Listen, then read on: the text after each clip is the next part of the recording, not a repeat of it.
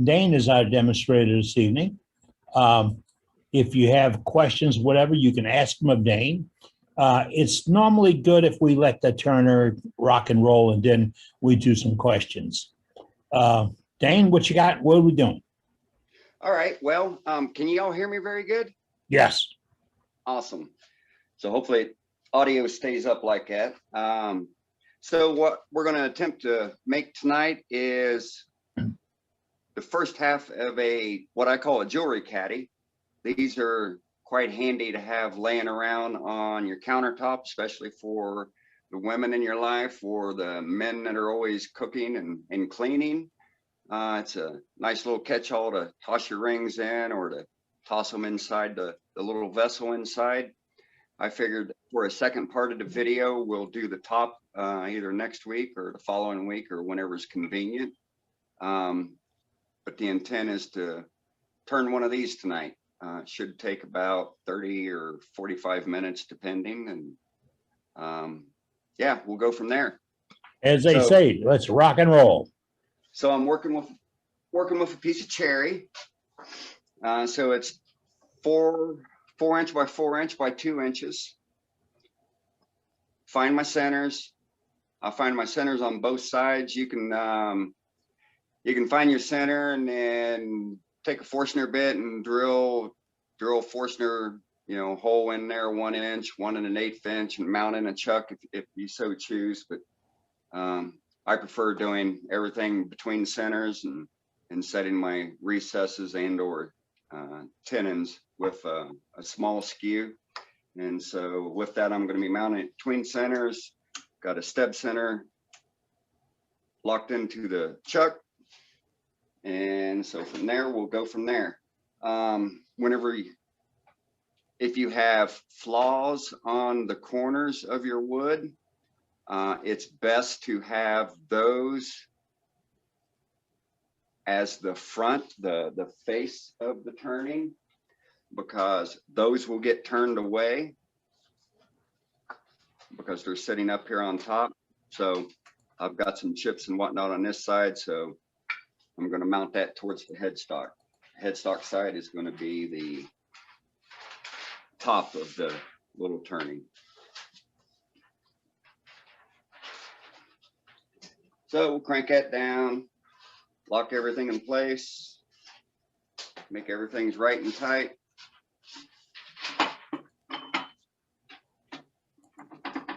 Give myself some room for my yoke.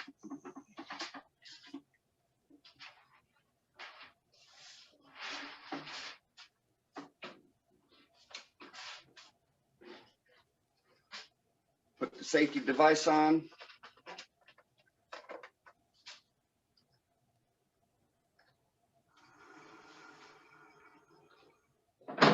And then we'll spin her up. Can you all hear me fine? Gotcha, bud. Go ahead. All right, sounds good.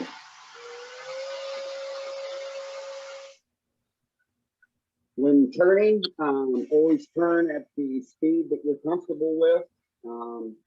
I turn fast. I'm comfortable with it. Cherry reacts really well with high-speed steel. So first thing we're going to do is basically knock the corners off. We're going to work our curve back.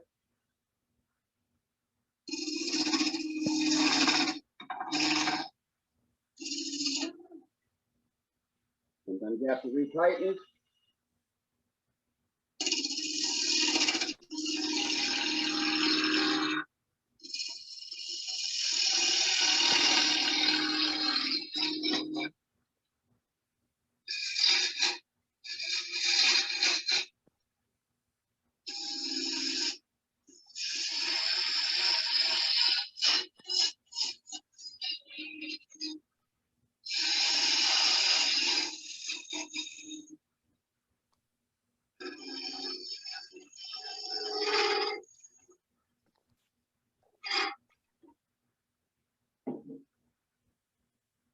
Last week we were talking about ways to mark your tenon. You can have little guides that you make and have readily available at your discretion when you're cutting one. But if you just take a pencil and lay it on top of your live center. Now you've got automatic mark for your 2-inch cuts.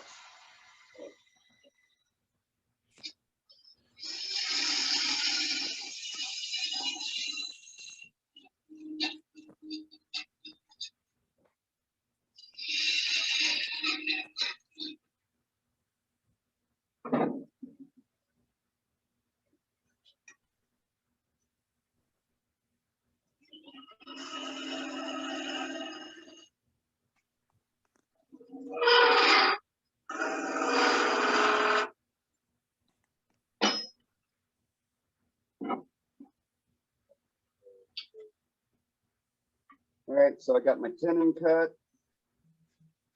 I'm going to take a negative rake and clean off the bottom here, and we're basically done with the bottom profile.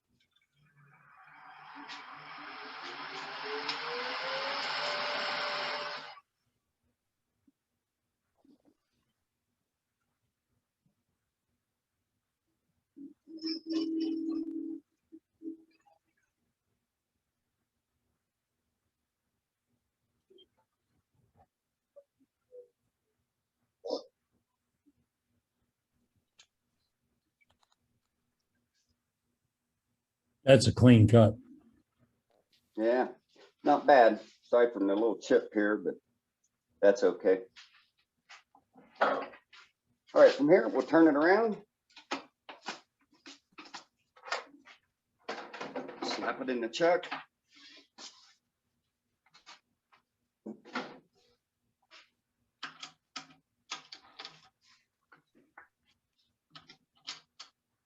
And so my tenon that I have cut here is probably 3/16 of an inch.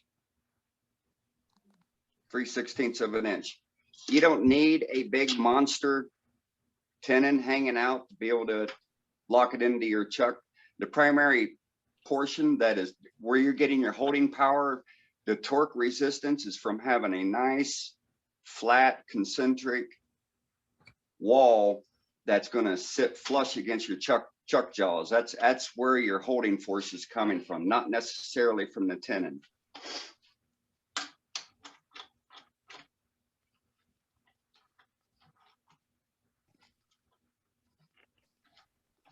Again, you don't have to torque down on it. The more you torque down on it, the more you're going to crush those wood fibers, and you're going to cause that tenon to crack.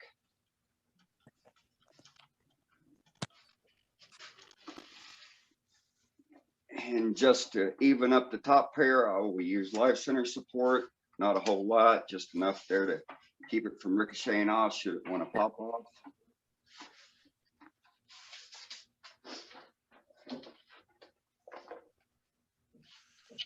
Dane, for those that didn't notice it right now, look at the top of the chuck. You see the gap in the jaws, which means he's getting almost a concentric grab with those jaws on that tenon. That's why the size of the tenon is so critical. Exactly. And as a matter of fact, that gap is just a little bit smaller than the tenon depth was. So I said 3/16 of an inch. That gap is probably about 1/8. So it's making as much contact as almost possible on those round jaws.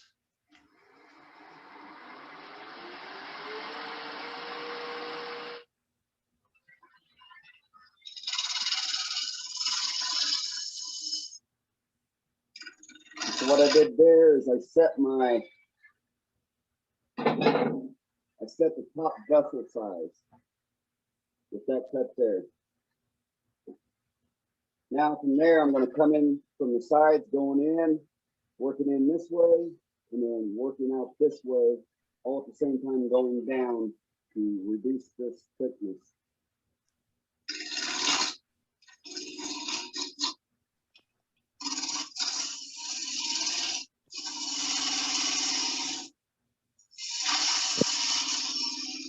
And so I'm starting with my tool handle down as I'm entering the cut and then raising it. That's the cutting motion.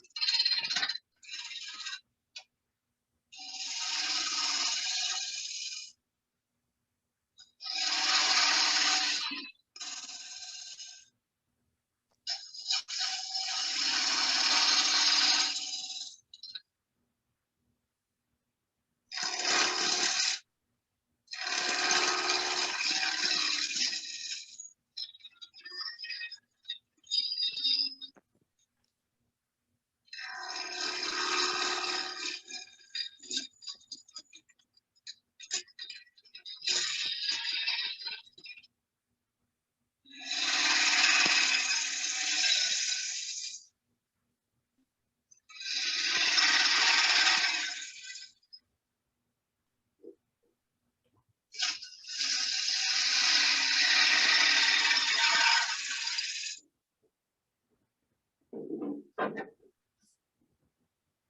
gonna switch to a smaller gouge. I can squeeze in there. And that chippiness you was hearing earlier, there's a knot in there. And of course, it's got a void in it on the other side. Called character. Called character. We can work with it.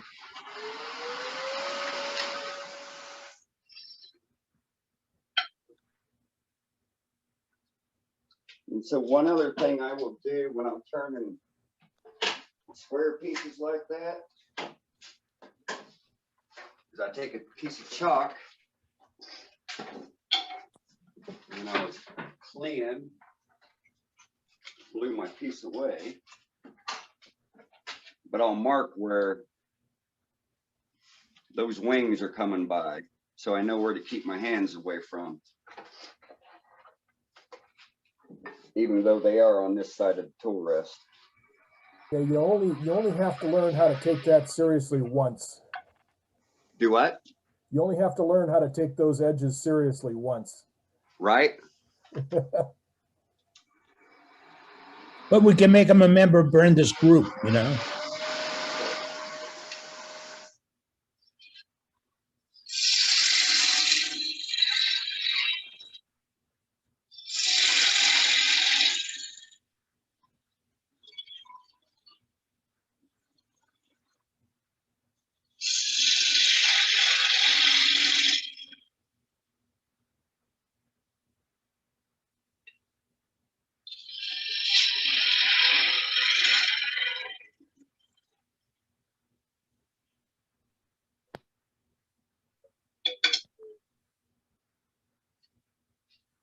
And so as I'm approaching the cut right about here, as my flutes are facing probably about 11 o'clock and I'm rotating with my body. The handle is, I've got it pinned to the side of my chest here. And as I'm rotating around, while I'm rotating around, I'm spinning that and I'm closing it by the time I get to the bottom of that cut.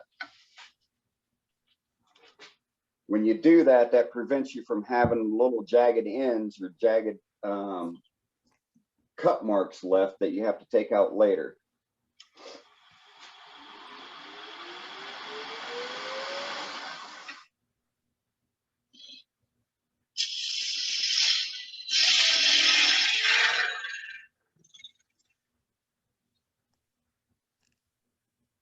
And it's providing the automatic transition from the cylinder into the disc roll.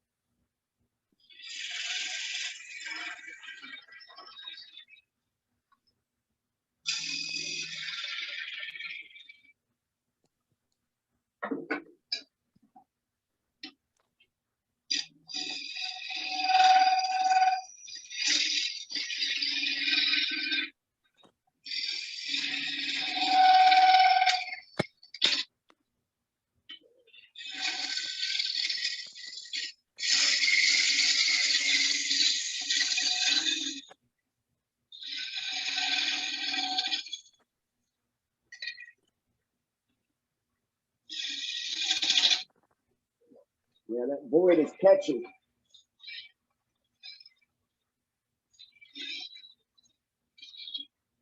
Take a lighter cut.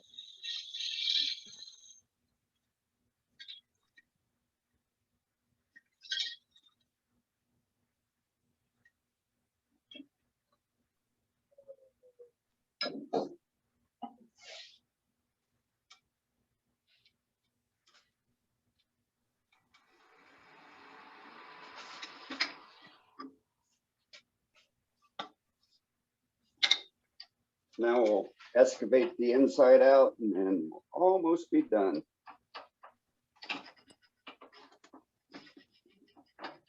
Any questions thus far?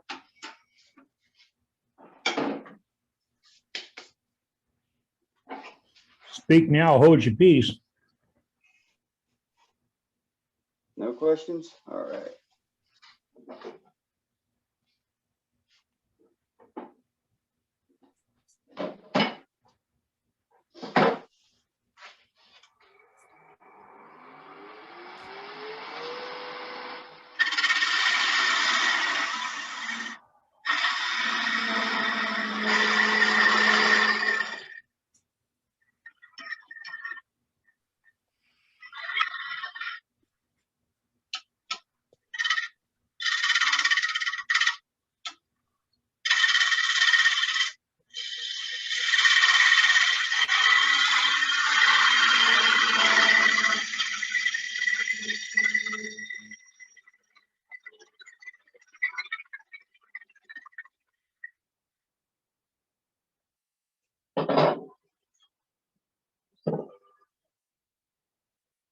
Now I'm going to cut my rim for my lid that will fit in.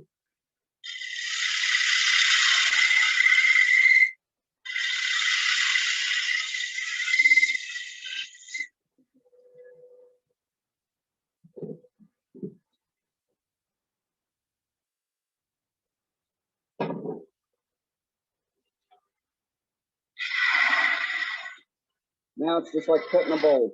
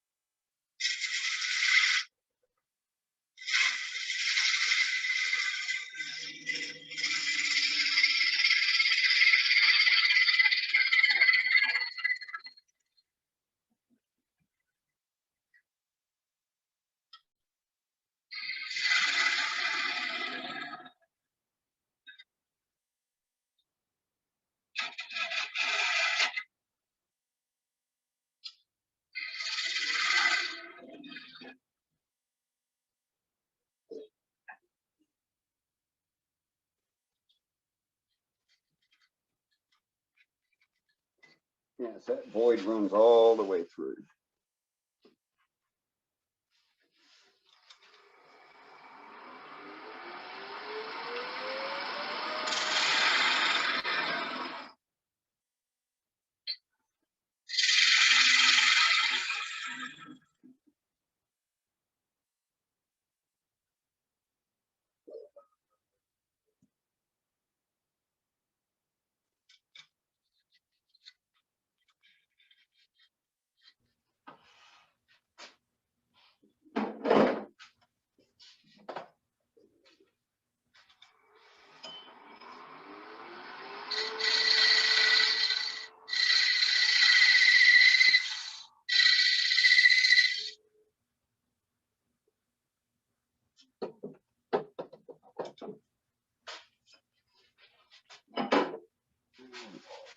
Inside is shaped.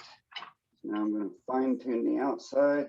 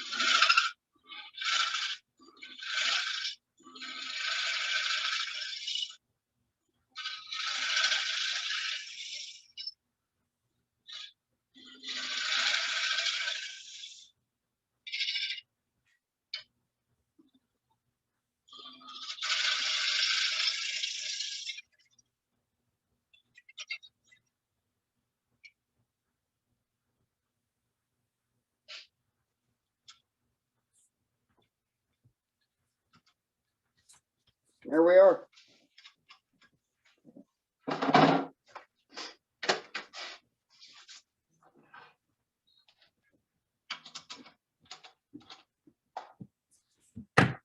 Aside from a little bit of sanding, some finishing, put a lid on it, take the bottom off. We're I'll there. put you on the spot. How about next week for the lid? Yeah, sure. All right. Great. I think the project's really nice. Looks pretty nice. Got it done in good time. And you Yeah. call that a jewelry caddy, is that right? Do what? You call that a jewelry caddy, is that right? Yeah, a jewelry caddy. That's what it got coined by some purchasers years ago. How would you go about taking the bottom off of it? Do what? How would you go about taking the bottom off? I would just slam that onto a chuck, jam chuck.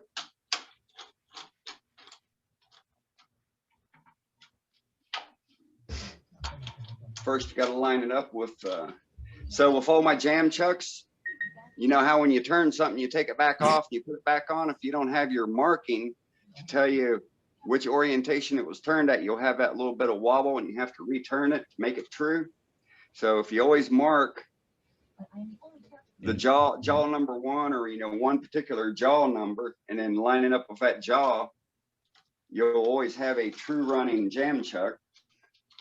Every time you take it on, take it off. There it goes, perfect. So all I would do is put that on here, and you'll notice got the little recess there. It's set up for that. And then I'd bring my live center up.